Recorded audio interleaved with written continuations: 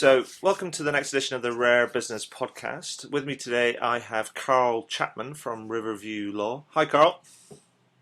Hi, how are you? I'm very well, thank you. So, Karl, diving straight in, tell us a bit about yourself Right, well, and about you and married. about what you do, sort of thing. Yeah, of course, yeah. Married, 2 kids, Black Labrador, love football, big Chelsea fan, love music, live concerts, and love business. Absolutely love business. And tell us about Riverview Law and the work that you do over there, because you are probably a law firm with a difference, I would suggest. Well, I think all we've done is built a legal organisation that starts from the customer up rather than the partner down. All our work and research before we set up Riverview Law showed that customers don't mind how their problem is solved, whether that's a combination of technology, customer service people, paralegals, legal executives, junior solicitors, senior solicitors, QCs, junior barristers. They just want their problem solved. They want it solved at the right time. They want the right team to do it. And preferably, they want it with client experience, fixed prices, and transparency. Right. And that's what we do. So we've just built our model from the customer up. We've done nothing clever. Well, some people would say that that's quite well. It might not be clever, but it's smart. Let's say. Well, I hope so. Customers seem to be voting with their feet. So yeah, at the moment, it seems to be the right thing to have done. So excellent. So I mean, here on the blog, I love to talk about and share ideas, strategies, and stories about companies that are trying to be a bit more sort of customer focused and a bit more sort of customer centric in how they approach growth. Yeah. Do you see that there's signs that the power of the customer is rising? I mean, or is it just there's something else kind of going on? What's the things you think that's driving the market? I mean, are we getting better or worse at service, or are we just demanding more as customers? What's your view on that? Well, if I comment on the legal market, yes, there is no doubt that customers will be massive drivers of change. Because if you look at the way legal services have been delivered in the past, they've had very few options in terms of the way in which they could buy services. So one of the big drivers for us is our objective is to change the way businesses use, measure, and buy legal services. And part of that is by giving them fixed pricing. And if you look at what's happened in the marketplace historically, it's largely been built around the hourly billing model. Yes, of course. And that hourly billing model, and that's not been very customer-centric. It's been very partner-centric, very law firm-centric. Yes. But from a customer's perspective, that's hardly ideal. So I think in the legal market, you'll see several things happen, one of which will be that customers will drive change without any shadow of doubt, because alternatives will be provided. Yes. And what's happened historically is they've not had alternatives. So if those alternatives arise, and you see more people like us enter the marketplace and give those alternative pricing models and service experience and technology and people combined in a complete solution, I think the trend and the customer trend will just be quick. They will drive change faster than I think most law firms anticipate.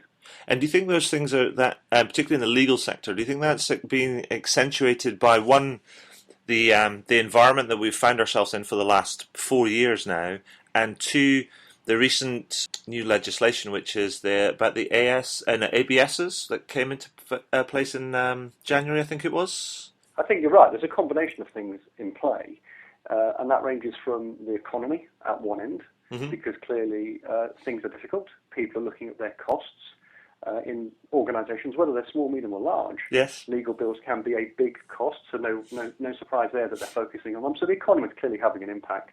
I think at the other end of it, you're seeing people wanting better service. I mean, if you think about the way in which we're all buying services using technology, whether it's been online banking, whether it's been the drive to customer experiences, the legal market's been protected historically by regulation, by myths, by being put on a pedestal.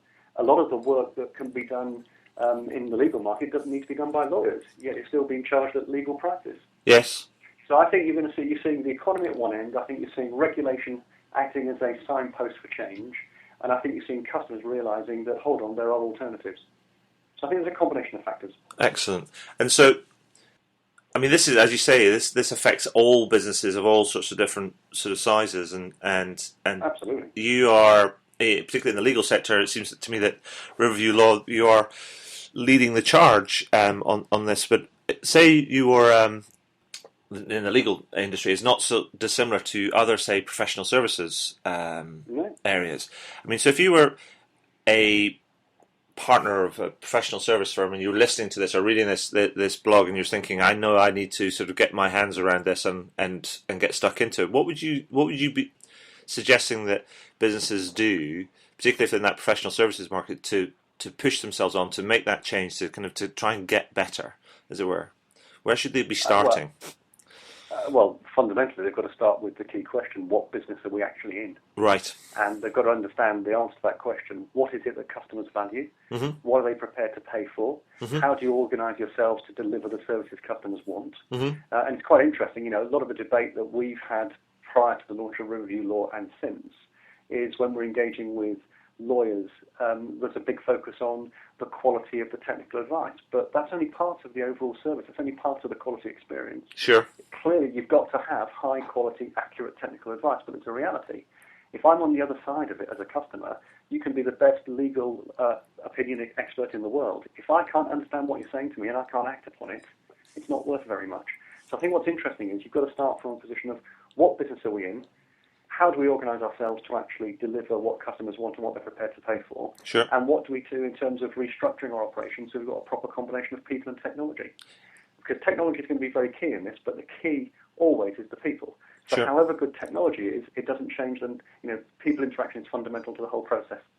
Yeah. So I mean, and on the technology side, I mean, I always what I find quite interesting with all of this and with companies going down this, not necessarily reinventing themselves kind of journey, but actually becoming a bit more customer focused, is many companies fall into that trap where it's when you talk about technology and people, there becomes a bit of a cart before the horse type thing, because they end up starting with the technology before they start with the people.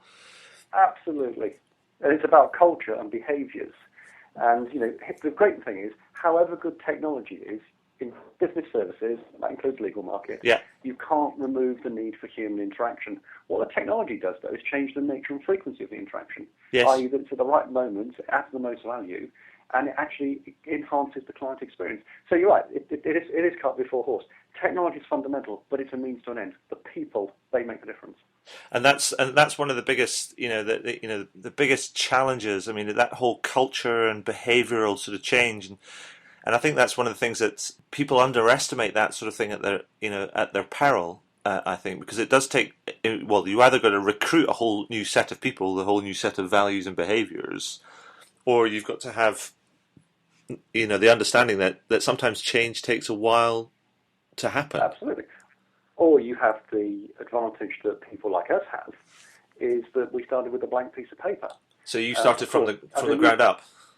Well, as a new entrant into the marketplace, we have the luxury of no legacy technology systems, Right. no cultural baggage, no people, no stress. So we can actually start from a position which says, what does the customer want? How do we now organise ourselves to deliver it? What type of people do we need? Yeah. What type of behaviours do they need to display? And actually, you're right about technology only being a means to them, because I think when we have, in the past, in our other businesses, looked at transformation projects or assisting clients when we've been doing things, part of the key thing has been helping them to understand these are not technology projects. Yes. They're services projects. If Yes. you start it as a technology project, you've got the tail wagging the dog. Yes, indeed. And so, if you were are already an established player in the professional service business services market, and you had a lot of legacy systems and people and infrastructure, offices, etc., in place, do you think that rather than trying to, if you like, transform this one big sort of entity, do you think it might be better to actually do it in a way that you almost create a new division and then pilot something that you can learn from, that helps you sort of transform? I'm like sort of exploring about the whole change side of things. It's a really good thought. I think the global answer to your question is there's no silver bullet. There's no one answer. Yes. For every organisation. Every organisation is at a different stage of its evolution and development, and therefore a different solution is required for it. But of course, you've seen and we've seen in other industries, in other sectors, where people have recognised, hold on a second, we've got this fantastic business This business has served us well over however many years. It's still got growth within it. Maybe we're going to have to amend and flex it going forward. But there is a reality. We've got this market change occurring over here, which if we're not careful is going to make us redundant in this core activity. So what do? Right, we redefine where our core business is and where it goes, and maybe that means it goes further up the value curve. Maybe it becomes more specialist and focused. And to the side of it, we create a skunk works. You've just effectively described the creation of a skunk works, which means let's create a new activity outside, not constrained by the decision-making, the capital structure, the people, the technology we've got in the core business, and let's give it the freedom to run. Now, the big issue that arises in that scenario is it's too easy for the parent company to interfere. Well, I know that, having worked in a corporate environment and worked in a couple of skunk works within a corporate environment, it is really hard. And you can see why we structured what we've done in the way we structured it. So if you look at Riverview Law, amongst its shareholders are, as minority shareholders, DLA Piper and Advisor Plus Business Solutions. Right. Because both those businesses are fantastic businesses, growing significantly, good market positions. But if you want to attack a changing market in a different way, you do it outside of those operations. So they are minority shareholders in the business. They were influential in the setting up of it, but they're not involved in the management of it, the running of it, the technology, anything. But they know they need to have a stake in the future. But they've got a stake in the future. Now, it's for us to prove that was a wise thing for them to do. But, early signs are encouraging. But at least they're placing bets, and that's encouraging as well. Well, I have to say, I think, to the credit of DLA Piper and Advisor Plus, they had that classic, what's our strategy, what business are we in, where do we see the growth, how do we exploit it, how do we organise ourselves to do it, and sometimes you don't do it within your own activity. Sure. So, Karl, in the interest of time, I just got another couple of questions. I mean, that's all right. In this day and age, it's like there's so much stuff that's getting sort of written and read and put out there, particularly along sort of social media channels and things. Absolutely. And it feels like we're having to drink from the hose pipe many times, and it's where do you get your information from? How do you keep yourself sort of stimulated, new ideas and things, or do you not and turn things off and confine yourself to your own thoughts? Well, it's ironically, it's a combination of both. I think one of the biggest things for all of us is finding the space to think. Yeah. And that's quite hard for the reason you described.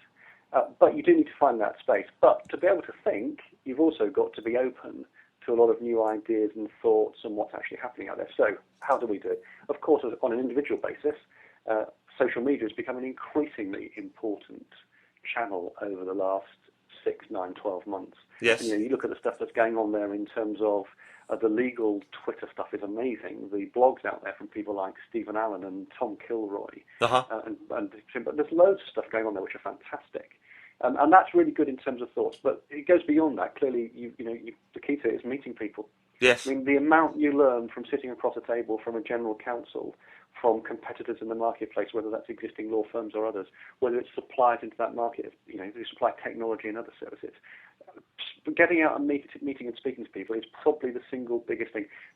Business development, which is one of my key roles, obviously as CEO, that's one of the key things to do. Spending time with customers is absolutely invaluable.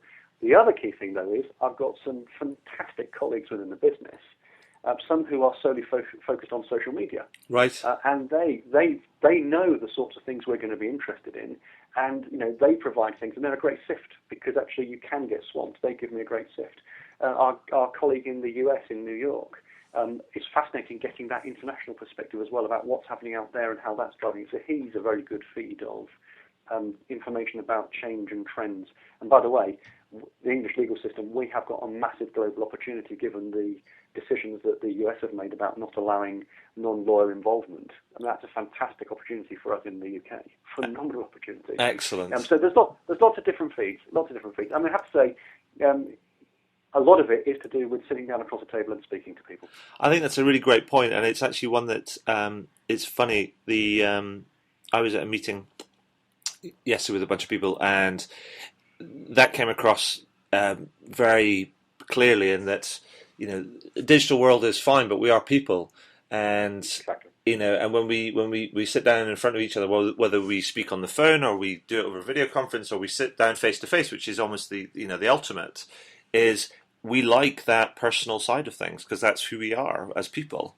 And But I tell you what's interesting in that though, and that's absolutely spot on. But there are some people who I would not have been able to meet unless I had a Twitter account and engaged in the conversations that took place there. So there were relationships where I'm sure people, if I'd approached them in the normal way, either through trying to ring through to their office and getting their gatekeeper, writing to them, unless I'd bumped into them at a conference or something like that, I would never have got through their door.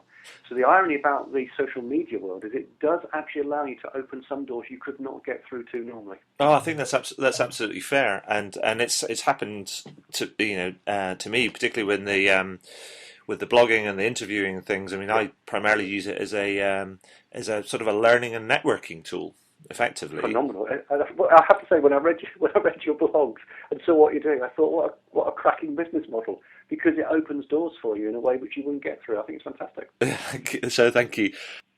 When I do these interviews, thank you, Karl, for sharing all these your insights and things. But one of the things I always the one question I like to ask on the end of the interview is, what would you like to shamelessly plug? Without any shadow of doubt, Riverview Law. I mean, Riverview Law provides fixed price legal advice and guidance to organisations of all sizes. And I've got absolutely no doubt from all the meetings we've had with general counsel, mid-caps and small companies, when we explain to them and show them what we're doing, the traction is incredible. The conversion from them listening and speaking and meeting the people and actually buying the service is huge. So Riverview Law, without any shadow of doubt, we are going to help change the way businesses use, buy and measure legal services. That's fantastic. That sounds like a huge rallying call, Karl. Well, I think it's a rallying call because I tell you, the opportunity in the legal market for existing law firms and for new entrants is huge. It's a huge marketplace which hasn't been subjected to the normal competitive pressures you and I have seen in other markets. Yes, indeed. It's been protected by regulation. So the opportunity to really build some massive businesses, even in a period of difficult economic circumstances, it's there. And you build big businesses in recession. Yeah, I think that's absolutely fair. That's absolutely fair. Karl, thank you for that. That's brilliant. I mean, I think you've told us, shared a few insights, but also told us about a huge opportunity that's out there for people that are willing to grab hold of it. Absolutely. So thank you for that. No problem at all.